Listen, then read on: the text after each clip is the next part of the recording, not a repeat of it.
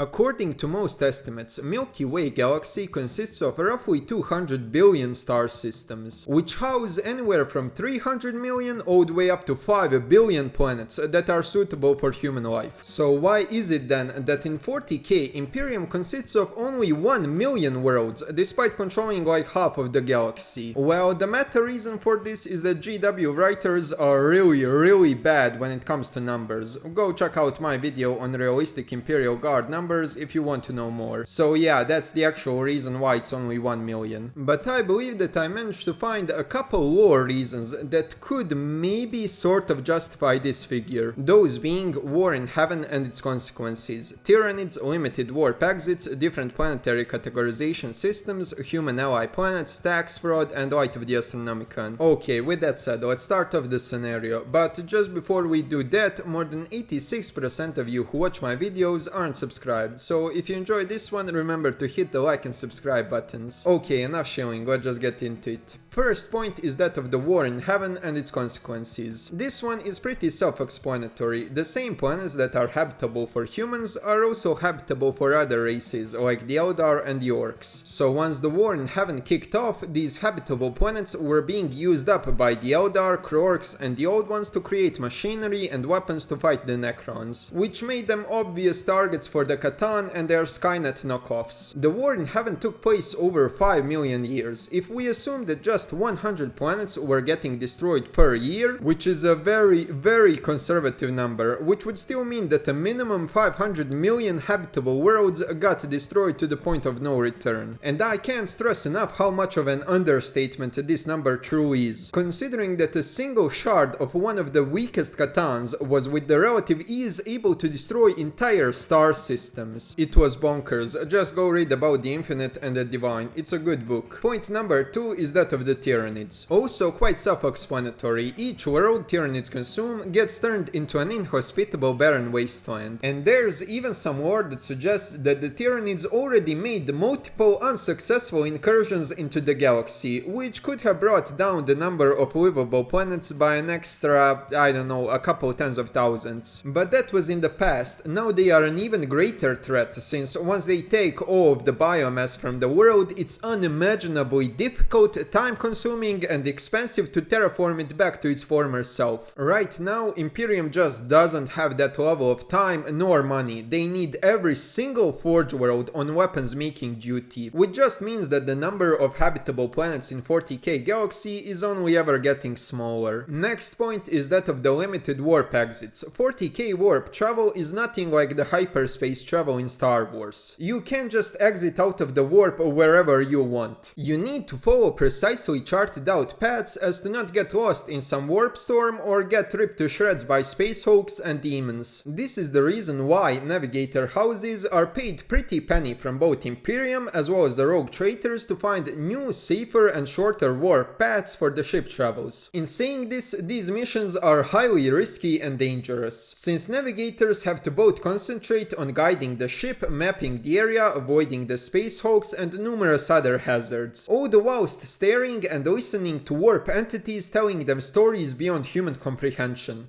So these missions require exceptionally skilled navigators to have any chance of being even remotely successful and, you know, not dying. And to say that experienced navigators are in short supply would be an understatement. Both the Imperial Navy, Mechanicus, Astarte fleets, rogue traitors and the merchant fleets are all in a constant bidding war to get their services. And if you are a navigator, then being stationed on an Emperor-class battleship is far more preferable and safer than being stationed on a shitty-ass rogue trader vessel. So all in all, even if the Imperial territory had more than 1 million worlds, Imperium would be in no position to neither find nor settle all of them, simply due to logistics of the warp travel. Okay, next point is that of the different planetary categorization systems. Okay, so for this one I don't have any concrete lore confirmations, but it would make a lot of sense if the Imperium only classified planets with 500 plus million people or some extremely valuable valuable resources as a fully fledged Imperial world, whilst mining outposts on smaller planets that only number like 1 to 2 million people would just be considered Imperial territories. Kind of like USA having states like Florida, California, Alaska, whilst also having territories like Puerto Rico. So whilst these planets are still technically part of the Imperium, they don't receive the same privileges and protections that actual planets can be expected to get. Okay, next point is that of the human client states. This might come as a shocker for some of you, but the further away you go from Terra, the less influence Imperium has on you. Because Imperium is smart enough to acknowledge this, they basically allow humans living in these edges of the Imperial territory to govern themselves as they please, so long as they of course pay their taxes on time. A good example of this would be the Badab sector, where the nobles and later on the wardens of the Maelstrom were able to do whatever the fuck they wanted to, so long as their taxes arrived precisely on time. To truly understand how little control Imperium has over these outer regions, you have to understand that Huron was able to withhold shipments of gene seed. You know, just one of the most regulated substances in the entire Imperium, without anyone caring nor punishing him. Speaking of Huron, that leads me to my last point, that being the tax fraud. Let's say that you are a nobleman on the outskirts of the Imperial territory. You launch a couple expeditions to conquer nearby planets as to buy yourself some space between your own homeworld and the unknown threats lurking in the void. But what you come to realize is that one of these planets is actually quite hospitable and rich in ores and minerals. So of course you send more and more settlers to exploit those resources and to send the riches of course back to you. As time goes on, the world becomes more and more populated and developed, so much so that it now rivals your own in terms of population. So what would you do? Would you A, be a good boy and contact the Imperium telling them all about this and getting your taxes doubled? Or C, tell the Imperium that the mining outpost is doing its best to stay afloat and that you, a noble and patriotic Imperial citizen, are willing to foot the bill for a creation of a couple more extra guard regiments out of your own pocket of course, in the process gaining favor with the wider Imperium and a lesser chance of anyone coming to check in on you. Out of these three scenarios, a second and third would be greatly more preferable than the first, considering that Inquisitors and high-ranking Imperial officials almost never leave core to middle areas of the Imperium. You are highly unlikely to get caught. So whilst Imperium might have 500,000 official Outer Rim planets, each of these might have 4 to 5 of their own mining colonies. And finally, my last point is that of the light of the Astronomican. All Imperial warp-capable void ships use Astronomican to navigate through the warp. Astronomican has a range of 50 to 70,000 light years, whilst the Milky Way is 100 to 150,000 light years long. So Astronomican can only illuminate and provide safe travel to roughly 1/3 or 1/2 of the galaxy. And since it's highly likely that the war in heaven mostly happened in the inner core where the Terra is stationed, that would mean that the Imperium is colonizing places with the least amount of habitable planets, since the majority of the habitable ones would be outside of the Astronomican's range. Okay, that would be it from me. If you like this video, remember to smash the like and subscribe buttons, comment down below if you agree or believe that I made a mistake somewhere. Until the next time, I hope you have a wonderful rest of your day. Goodbye.